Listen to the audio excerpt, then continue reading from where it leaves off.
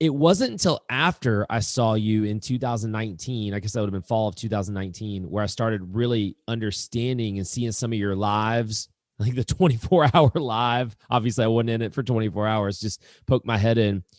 There's so much more to you than subject to, is kind of what I'm getting at. I think a lot of people, when they think of you, even have the hat on. You're kind of known as this. You even have sub2.com. You're known as the subject to guy, but there's so much more to you than subject to, which I'm glad, because subject to is not, I think it's fine, but there's so much more to real estate, creatively, especially, than subject to. Just talk about that for a second. Talk about your real estate journey, how you came to be known as creative finance, and in particularly the subject to guy. Yeah. For sure. This is actually really pertinent right now, because I just sent over an email to a lady named Nikki. Let's see if I can pull it up, where I had to show her. So this lady named Nikki Blair, okay, she does background checks for A&E, and Jamil and I just landed.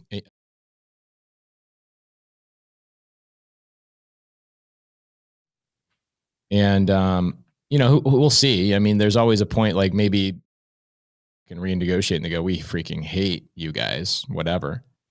But essentially,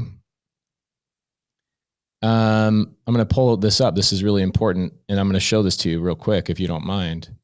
Let's see. Boom. Let's see here. You can see my screen and all that stuff. So check this out. A little bankruptcy thing right here. I've never filed bankruptcy. But in 2018, I essentially, this is a gentleman, this is public record, but it's a gentleman that I'll swipe down. My name is listed here. Boom, right here. I was listed on this gentleman's bankruptcy, and it was that whole year. I just had to send this over to Nikki Blair at A&E, because she's like, hey, what happened to your construction business, and what happened to all this stuff? And I said, I had this guy that was basically running a Ponzi scheme on me and 48 other people. And very long story short, I lost $1 million. But the way I lost $1 million was way worse than the $1 million itself. The years prior to it, essentially, I was a contractor for him. I would fund his projects because he was paying me more money than anybody else was, right? Come to find out, that's why he was paying me so much money, is that I'd go do $100,000 of work for him, and I would fund that $100,000 with my money. And then he would pay me like 2-3 months later, $89,000 or $92,000. And those little discrepancies or like shortcomings would just add up over 4 years, to a point where finally it got to the point where he owed me about $600,000 in 2017, right? And he comes to me in 2017, he goes, dude, I need you to help me. I know I owe you a ton of money, but I need you to help me. If I can push through these last three or four projects, I can sell all these houses, get everybody paid back.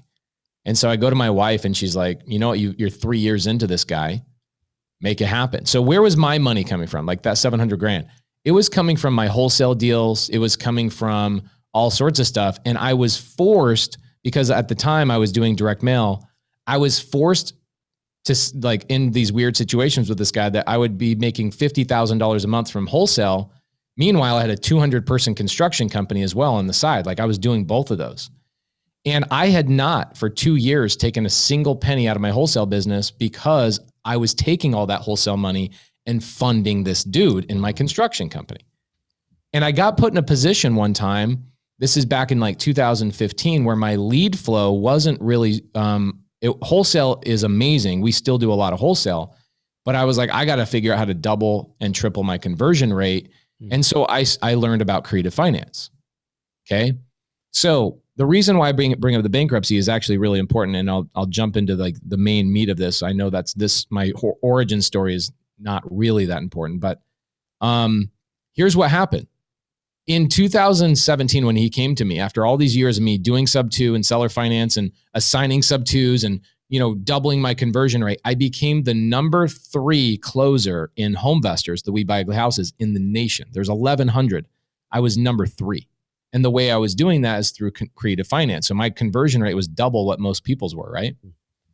And he comes to me in 2017, dude, I need another $300,000. So this is what I did, Brian. I sold my personal home. I sold 25 rentals, and I put about $400,000 extra in cash together, thinking I'm going to get this guy through the hump and I'm going to get like $1.1 million back. It's going to be fine. And I'll never do another project for anybody ever again, because you can imagine the stress that we were under, right? And I do all of that, have my baby girl. So this is fresh, dude. Like this was 2 years ago. Have my baby girl. 3 days after I have my baby girl, September 2018, I get this bankruptcy letter.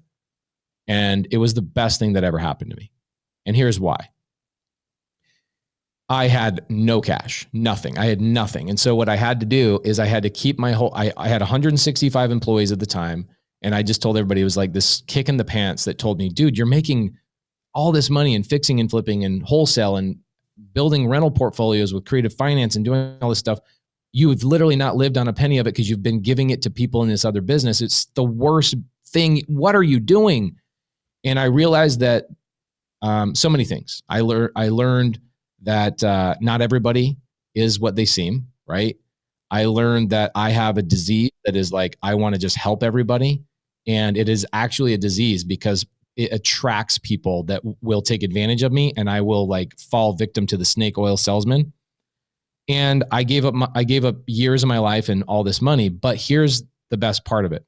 It kicked me out of construction. I was like so stressed out. I go, I'm never going to do construction for anybody ever again. So what I did is I continued to wholesale and do creative finance in order to get my crews paid and everybody taken care of. And I shut my construction company down, and I kept 25 of my employees for my own fix and flips and my own stuff. So that was 2 years ago, January, that all this happened, right? So 24 months. And so this is what I said. I go, I sold my personal house, Brian. I had no cash. I had nothing. So like my wife's like, dude, we need to buy a house, right? We need to buy a house for our family and This is what I did. I go, I'm just going to double down on sub 2 and seller finance. And in 24 months, we've acquired 137 properties through subject to and seller finance, using none of our own money, all utilizing either one of 3 lead sources. Probate attorney referrals is lowest. Second on that list would be dead wholesaler leads. So wholesalers coming to me and saying, hey, please convert my deal and pay me a $5,000 assignment fee. And then third are direct to seller marketing. And so I doubled down on it so much that I was talking about it so frequently. And people in my market knew I was the subject to guy, but I hadn't branded myself until about 24 months ago.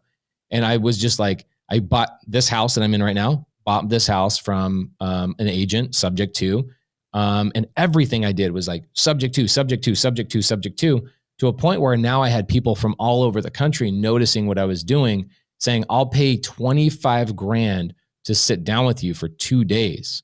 And I was like, I'm not a coach. That was my answer. I'm not a coach. I'm just a guy giving out free info, And Mr. Brent Daniels calls me up, right? We're friends. We run in the same circles. I buy a lot of no equity deals from him. He calls me up. This is like, again, January 2018.